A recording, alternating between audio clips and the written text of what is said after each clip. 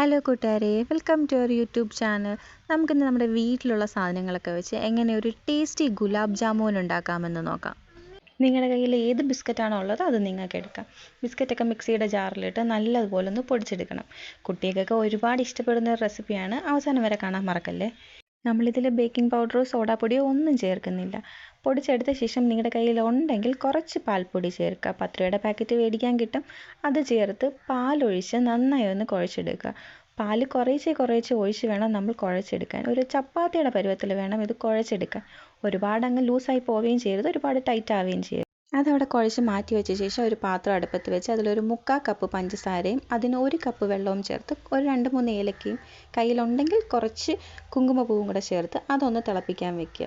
അതവിടെ നിന്ന് തിളയ്ക്കുന്ന സമയം കൊണ്ട് നമുക്ക് വേറൊരു ചീനച്ചട്ടി അടുപ്പത്ത് വെച്ച് അത് ചൂടാക്കാൻ വെച്ച് അതിലേക്ക് ആവശ്യത്തിന് എണ്ണ ഒഴിച്ചു കൊടുക്കുക.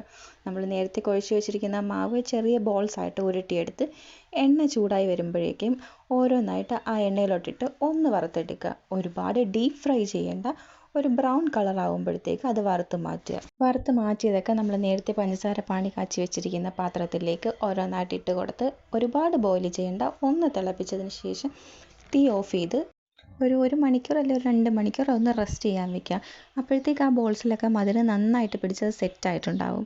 ശേഷം ഒരു പാത്രത്തിലെടുത്ത് സെർവ് ചെയ്യാവുന്നതാണ്. റെസിപ്പി എല്ലാവരും ഒന്ന് ട്രൈ ചെയ്ത് നോക്കണം. വീഡിയോ ഇഷ്ടമാവുകയാണെങ്കിൽ ലൈക്ക് ചെയ്യാനും സബ്സ്ക്രൈബ് ചെയ്യാനും മറക്കല്ലേ.